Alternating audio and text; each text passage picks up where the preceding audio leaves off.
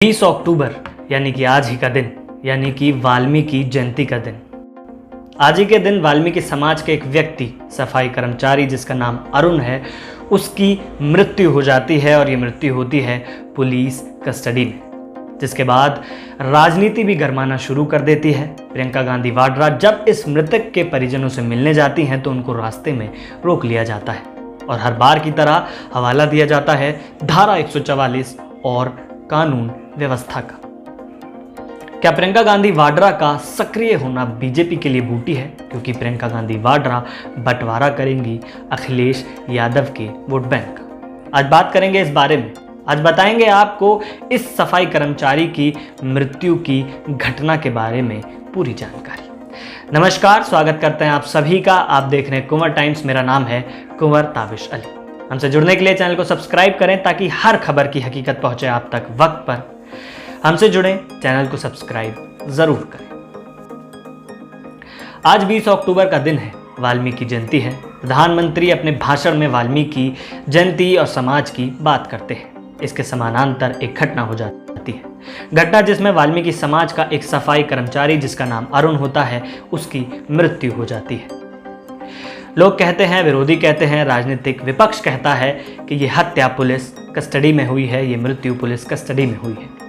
इसके इतर पुलिस कहती है कि ये जो मृत्यु हुई है, ये व्यक्ति जिस पर आरोप था 25 लाख की चोरी का, उसके घर से बरामदगी के दौरान उसकी तबीयत खराब होती है, जिसके बाद उसकी मृत्यु हो जाती है। आइए जानते हैं पूरा सच क्या है। मालखाने से 25 लाख रुपए की चोरी के मामले की है घटना। गौरतलब है कि आगरा के जगदीशपुर थाने से मालखाने से 25 लाख रुपए की चोरी के आरोप में वहां के एक सफाई कर्मचारी जिसका नाम अरुण होता है, उसको हिरासत में लेकर पूछताछ की जा रही थी। कुछ दिनों से यह आरोपी फरार भी चल रहा था। आगरा के वरिष्ठ पुलिस अधीक्षक एसएसपी मुनिराज सिंह ने बताया कि मंगलवार की रात अरुण की निशानदेही पर चोरी की कुछ पैसे बरामद भी किए गए। जब उसके घर की तलाशी ली जा रही थी, उसी दौरान उसकी तबीयत बिगड़ने लगी। उसे तुरंत अस्पताल ले जाया गया। वहां जाकर डॉक्टर ने बताया कि अब वह व्यक्ति मर चुका है, उसके मृत होने की घोषणा हो गई। इस घटना के संबंध में आगरा जोन के अपर पुलिस महानिदेशक एडीजी ने थाना प्रभारी समेत 6 पुलिस कर्मियों को निलंबित कर दिया है। पुलिस ने बताया कि तलाशी के दौरान अरुण के घर से 15 लाख रुपए की राशि बरामद हुई। ये संयोग है कि उसी दिन ये घटना हुई है जिस दिन वाल्मीकि जयंती है और आगामी विधानसभा चुनाव को देखते हुए वाल्मीकि समाज और उनका वोट बैंक भी बहुत ज़रूरी है। हालांकि किसी की मृत्यु हुई है, यहाँ पर वोट बैंक की बात करना शायद उचित ना हो, लेकिन चुनाव है इसलिए करना ज़रूरी भी हो जाता है।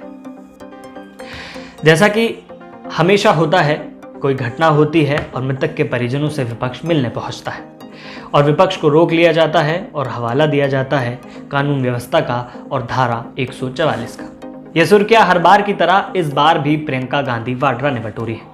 जैसे कि लखीमपुर खीरी कांड में उनकी पुलिस से तीखी नोकझोंक हुई थी, जिस तरीके से हाथरस कांड में हमने हर टीवी चैनल पर उनको देखा, ऐसे ही आज भी प्रियंका गांधी वाड्रा को आधे रास्ते ही रोक लिया जाता है और फिर से हवाला दिया जाता है धारा 144 और कानून व्यवस्था का। प्रियंका गांधी वाड्रा ने सुबह ही कुछ ट्वीट भी किए थे और उसके बाद जब प्रियंका गांधी वाड्रा छूटी, पुलिस हिरासत में ले जाई गई, तब भी उन्होंने कुछ कहा है। प्रियंका गांधी वाड्रा ने सुबह ट्वीट किया था और सुबह ट्वीट कर प्रियंका गांधी ने कहा कि किसी को पुलिस कस्टडी में पीट पीट कर मार देना कहाँ का न्याय है, कहाँ की कानून व्यवस्था है। आगरा पुलिस कस्टडी में अरुण वाल्मीकि की मौत की घटना निंदनीय है। भगवान वाल्मीकि जयंती के दिन उत्तर प्रदेश सरकार ने उनके संदेशों के खिलाफ काम किया है। उच्च स्तरीय जांच व पुलिस वालों पर कार्रवाई हो, पीड़ित परिवार को मुआवजा मिले। उसके बाद प्रियंका गांधी ने लगभग 3:30 बजे करीब एक और ट्वीट किया। उन्होंने कहा कि अरुण वाल्मीकि की मृत्यु पुलिस हिरासत में हुई है, उनका परिवार न्याय मांग रहा है। मैं परिवार से मिलने जाना चाहती हूँ। उत्तर प्रदेश सरकार को डर किस बात का है? मुझे क्यों रोका जा रहा है? यदि सब कुछ ठीक है, कानून व्यवस्था से ही सब चीज हो रही है, ये प्रियंका गांधी ने मुख्य सवाल किया। आज भगवान वाल्मीकि की जयंती है। पीएम ने महात्मा बुद्ध पर बड़ी बातें की, लेकिन उनके संदेशों पर हमला भी हो रहा है। प्रियंका गांधी वाड्रा ने ये अहम सवाल उठाए। प्रियंका गांधी वाड्रा हो या कोई और, विपक्ष का कोई भी नेता जब भी किसी पीड़ित परिवार के सदस्यों से, मृतक के परिवार से मिलने जाता है तो उसको रोक लिया जाता है। हवाला किस चीज़ का दिया जाता है ये आप अच्छी तरीके से जानते हैं। यहाँ पर दो सवाल उठते हैं। पहला सवाल, क्या विपक्ष को इस तरीके से रोकना ठीक है? क्या कानून व्यवस्था उत्तर प्रदेश में पूरी तरीके से ठीक है? योगी सरकार जो कानून व्यवस्था के सवाल पर, कानून व्यवस्था के वादे पर उत्तर प्रदेश में अपने कदम जमाए हुए है, जो कहती है कि कानून व्यवस्था पर हमारे 100 में से 100 नंबर हैं, उस पर अब सवाल उठने लगे हैं। चाहे लखीमपुर खीरी का मामला हो, हाथरस कांड हो, कुलदीप सिंह सेंगर का हो, या फिर आज का वाल्मीकि समाज का ये मामला हो। इसके अलावा जिस तरीके से विपक्ष को रोका जाता है ये भी निंदनीय है। विपक्ष जो कि लोकतंत्र की एक अहम भूमिका निभाता है, लोकतंत्र में एक अहम भूमिका निभाता है, विपक्ष जो सत्ता को वक्त वक्त पर याद दिलाता है कि सत्ता को किस तरीके से, कैसे और कहाँ क्या काम करना है, ताकि सत्ता अपने सत्ता के नशे में खो ना जाए।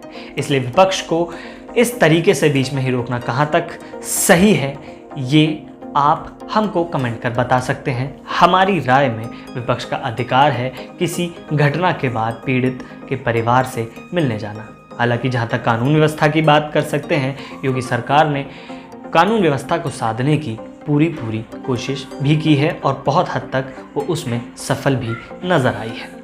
इसके अलावा सवाल उठता है दूसरा, क्या प्रियंका गांधी वाड्रा राजनीतिक जमीन जो कांग्रेस के लिए तैयार करने में जुट गई हैं, क्या वो उसको तैयार कर पाएंगी? यदि प्रियंका गांधी वाड्रा सक्रिय हो जाती हैं तो वो कांग्रेस का लाभ ज़्यादा करेंगी या दूसरों का नुकसान ज़्यादा? ऐसा इसलिए क्योंकि प्रियंका गांधी वाड्रा ने कल भी एक ऐलान किया था जिसमें उन्होंने कहा था कि 40% टिकट महिलाओं को दिए जाएंगे, यानी कि 161 सीट पर महिलाएं चुनाव लड़ेंगी, जिसके बाद आधी आबादी जिसको महिला कहा जाता है, जिसको साइलेंट वोटर कहा जाता है, जो सत्ता को बना और बिगाड़ सकती है, उसको साधने की कोशिश की गई।